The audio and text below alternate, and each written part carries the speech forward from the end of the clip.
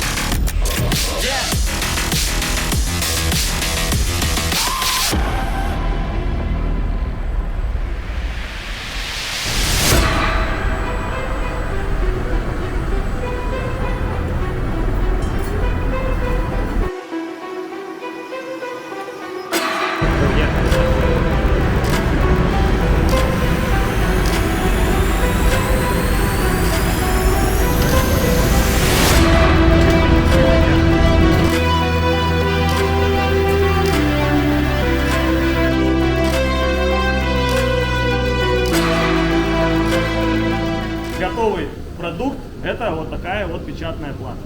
Далее, чтобы она могла работать, на нее необходимо установить те электронные компоненты.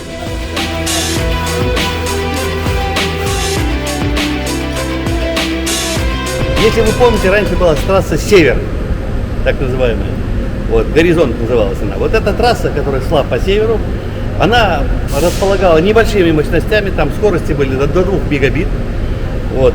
И зеркала там были размером 20 на 30 метров. Но это было обусловлено другим диапазоном. Здесь мы подняли диапазон чуть-чуть повыше, ушли в зеркало, скажем, 1,5 метра. И на сегодняшний день в содружестве с МГУ, вернее, с физическим факультетом МГУ, мы разработали новый проект «Гроза», который собой представляет эту маленькую тропосферную станцию, которая может передавать 25 мегабит. Это сегодня скорость, которая достигнута.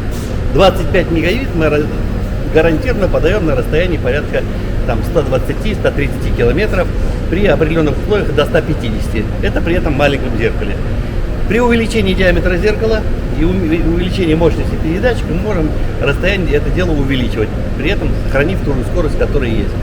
Скажем, мы вот в Горном Алтае ставили, там такой есть Семенский перевал, и там расстояние было порядка 130 километров. На эти расстояния 130 километров мы стабильно в течение 1,5 лет держали станцию в опытной эксплуатации, и у нас скорость там была 25 мегабит. Если точно рабочая частота 22,5 мегабита, и там часть была служебных каналов.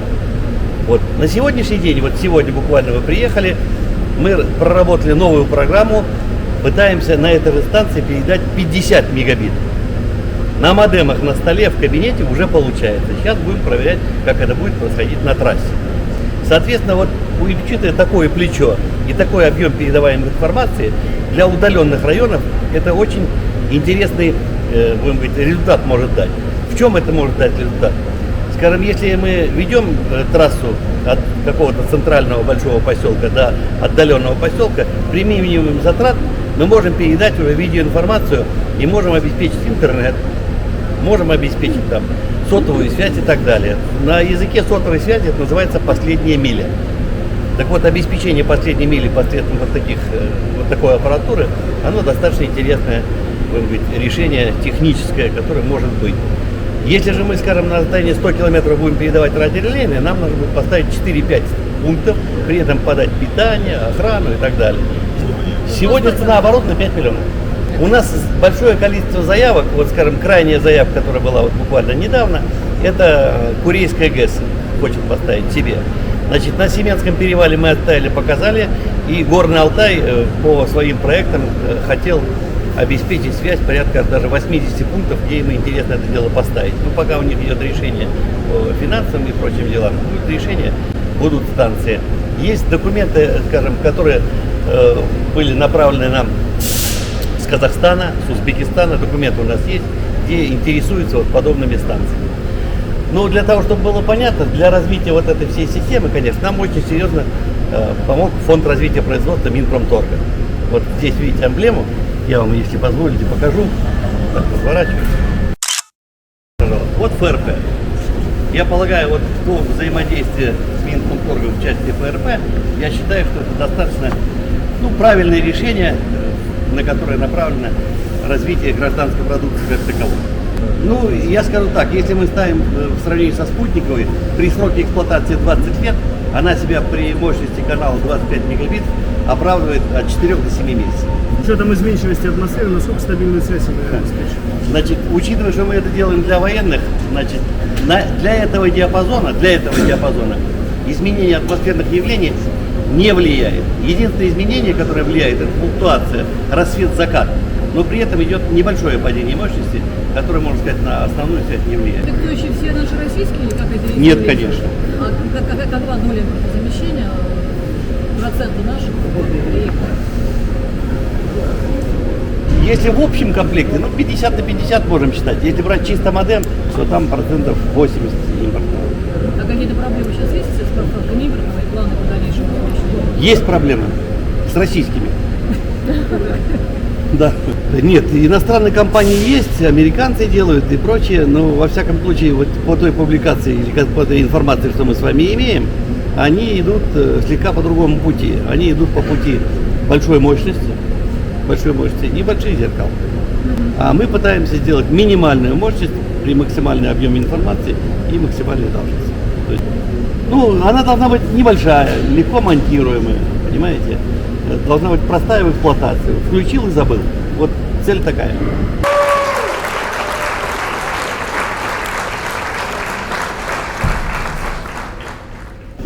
А скажите, пожалуйста, как вот эта станция, да, она гражданская. Да. А как она соотносится с военной станцией? То есть она там такая же, или какие-то есть изменения, или там одна прародитель другой? То есть вот как это? Если будем говорить, что это родня, это брат с сестрой. Вот так, соотношение военной и гражданской. Угу. Но в другом случае, что у военной есть достаточно серьезные требования, очень серьезные требования, по которым мы должны обеспечить режим эксплуатации. Затем у военной есть еще несколько режимов, которые для гражданской не нужны. Понимаете, да? Вот, скажем, вот в этом случае мы делаем модем, делаем только один стык, выводы подали из Ethernet, этого достаточно.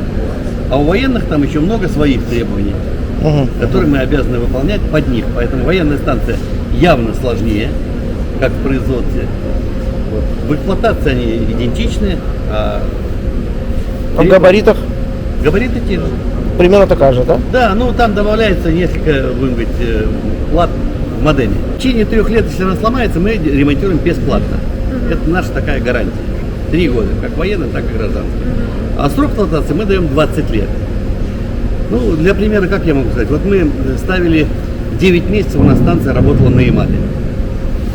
Нам, правда, потом предъявили, что почему-то она у вас выключалась, не срабатывала. Оказалось, ее в частном доме подключили, и хозяин выдергивал вилку из розетки на выходные. Да, вот такой смешной случай. Скажем, если мы ставили на Семенском перевале, вот за эти 1,5 года, она, по сути дела, там стояла, работала безотказно. И мы ее привезли оттуда, она и сейчас в рабочем состоянии.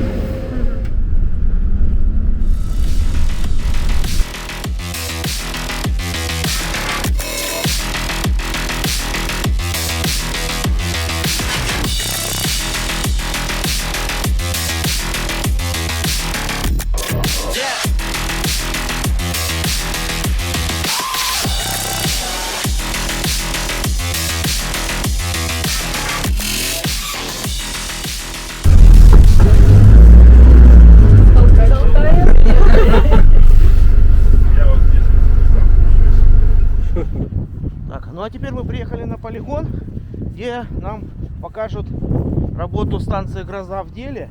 Вот она уже установлена.